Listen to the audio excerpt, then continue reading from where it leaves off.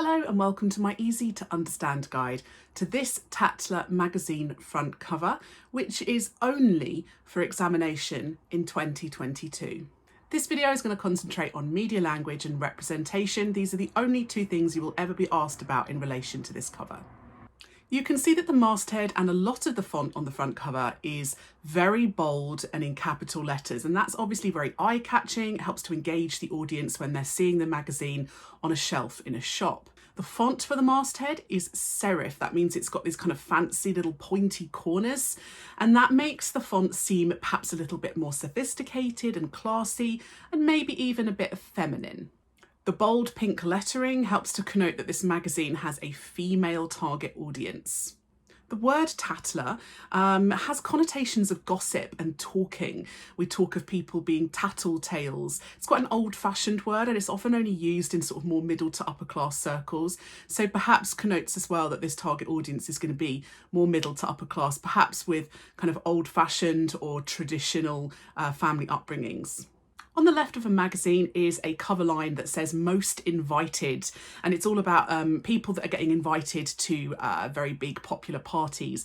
And this suggests that being invited to parties is important, this idea of status and popularity. It doesn't give away very much at all. It says that if you read the magazine, you'll find out who is at the top and who is at the bottom, and that creates enigma codes for the audience. They have to buy the magazine to find out who is at the bottom and the top.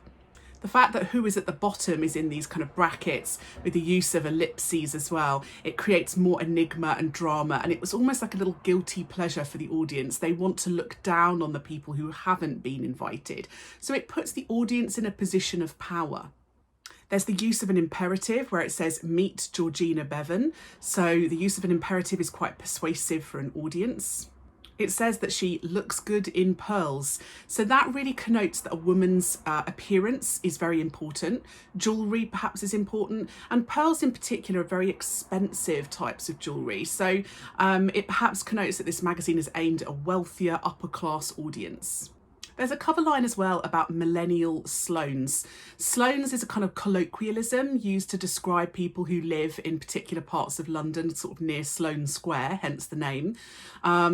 And it's the way it's described, where it says things like their habits, their codes and mating practices. That makes it sound like these people are not the same as the audience. They're represented as other. They're alienated from the audience. So perhaps suggests that the target audience for this magazine are not millennials and are not Sloanes. So it's almost as if they're kind of aliens that the audience want to find out about. Perhaps the target audience for this magazine might fall more into the like Gen Z category, which is the slightly older target audience, just above the millennials.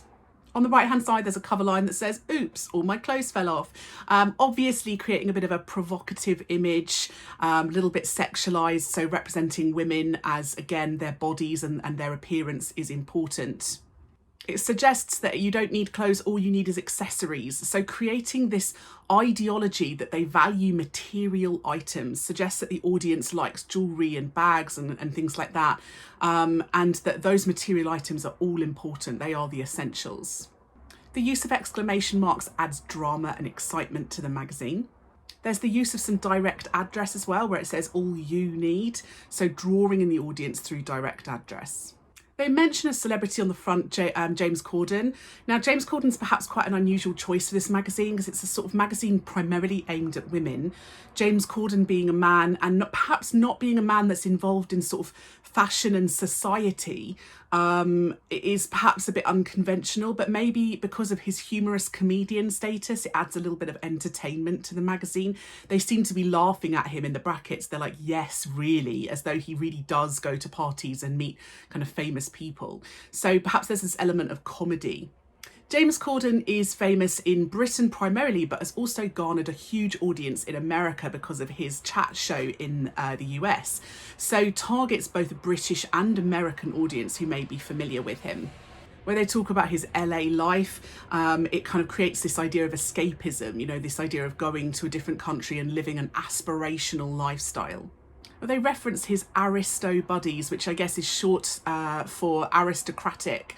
So this idea that he's got kind of friends with status and wealth. And that suggests that having status and wealth is important. The large cover line that goes across the centre of the image, the new posh, again suggests that being posh, i.e. being rich or having high status, is important as well. Because it says that there are certain rules for the 21st century, it's as though the magazine is going to tell us these rules. And that creates this idea that the magazine is kind of like an educator and that we are the students. So the idea is that the audience are going to be learning from the magazine. Georgina Bevan has got a very direct gaze straight to the audience here, and that helps to draw an audience in. She's wearing a very embellished gold top or dress. It looks quite luxurious, the fabric, and like I said, it's kind of embellished, and that makes it seem quite fancy and smart and quite fashionable. She's wearing a lot of jewellery, including pearls, and that represents her as being quite wealthy and successful and glamorous. The idea of glamour is added to by her very bold eye makeup as well, which seems very high fashion. She's pictured in front of what look like trees. It's a very shallow focus shot, but it looks like kind of an outdoor area and countryside. And this perhaps might target a British audience, this idea of kind of living in the countryside.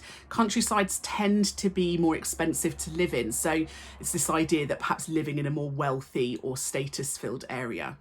The choice of Georgina Bevan as a cover star may be because she's an actress, reasonably high status, this idea of a glamorous lifestyle, but she's also famous for being in The Royals, which is a very decadent, glamorous look at the royal family. So a kind of very fancy TV drama that's quite dramatic, shall we say. So perhaps this link to the royal family and to portraying representations of wealth and status as well. And the audience might quite like to find out about the inside scoop about TV shows and particularly about the royal family as well.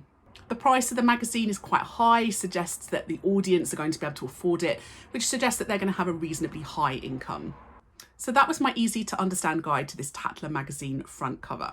Don't forget to check out my channel for more videos about set texts, keywords and theories.